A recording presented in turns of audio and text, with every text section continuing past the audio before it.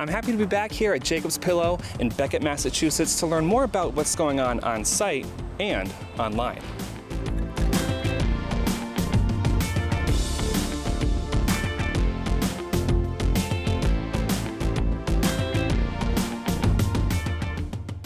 Last summer, we made the very difficult decision to cancel the Jacob's Pillow Dance Festival for the first time in its 88-year history. You know, this is March of 2020. We didn't know how long the coronavirus would last. We made a pretty quick decision that we would pivot to a virtual festival, and like so many cultural organizations, it was a silver lining of the pandemic.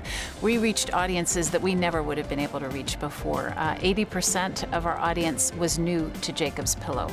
In other words, they've heard about us, but they've maybe never been here before. We had our virtual festival and then began to think about whether or not we could have a festival this summer.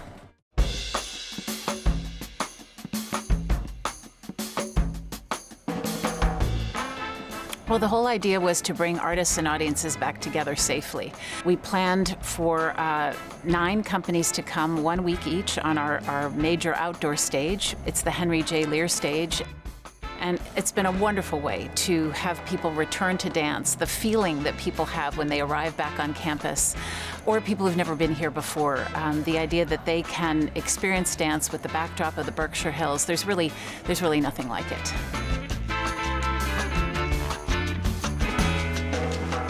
We really decided that we wanted to maintain our commitment to being accessible.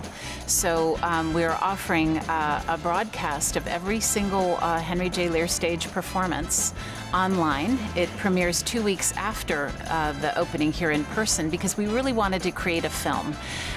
Give audiences an opportunity to see things through a 3-camera shoot that they wouldn't see even if they're seated in the 3rd row.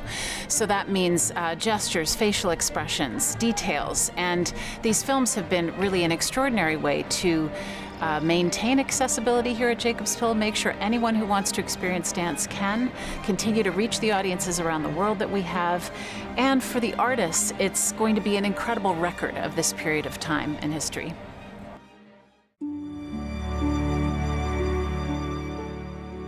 We have an exhibition called Build Me a Theater. This is what Ted Shawn said to the architect Joseph Franz of this building right behind us. He said he wanted a theater for dance, and it ended up being the first theater built for dance in America, built in 1942. And all these years later, it needs renovation. So we have made the decision to renovate the Shawn, add ventilation and air conditioning, which we need to do in a post-COVID world. And our plan is to open the renovated theater for our 90th anniversary next summer, in the summer of 2022. So the exhibition looks at the history of the Shawn and also the other venues on campus, including the Doris Duke Theater, which tragically burned in November.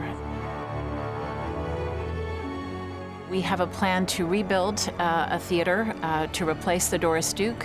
Right now we're in the process of selecting an architect, and we hope to be able to announce when it will open as soon as we understand the scope and the cost and the time it will take to fundraise.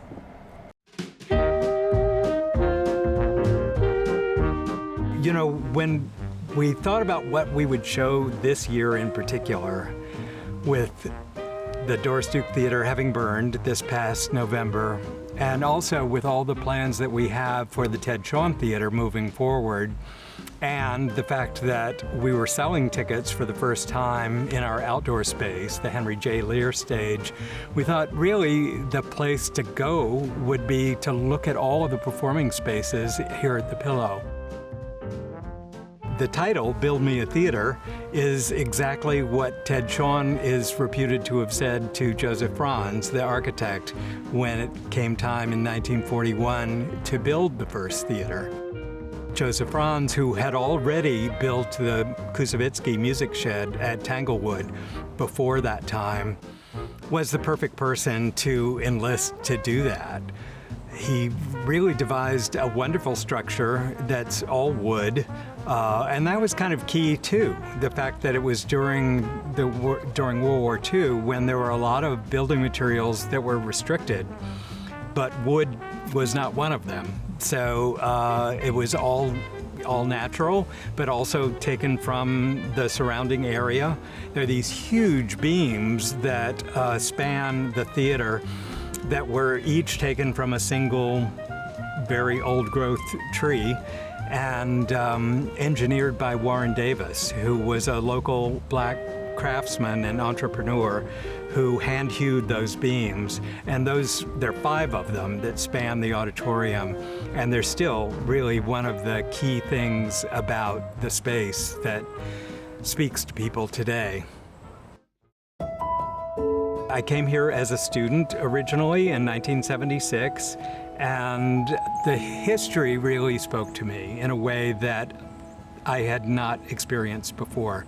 And that really has become my calling here, is to make all of that history more evident for the everyday visitor, whether or not they know anything about dance. I don't think that's important. I think that that part of what makes the Pillow a meaningful place is that anyone can come here and get an idea about what this place has meant over time. It's everything. It's these gardens, it's the exhibition space, it's the ability to bring a picnic and sit outside before the performance. Our field was so devastated by the pandemic, and to be giving artists the opportunity to dance again.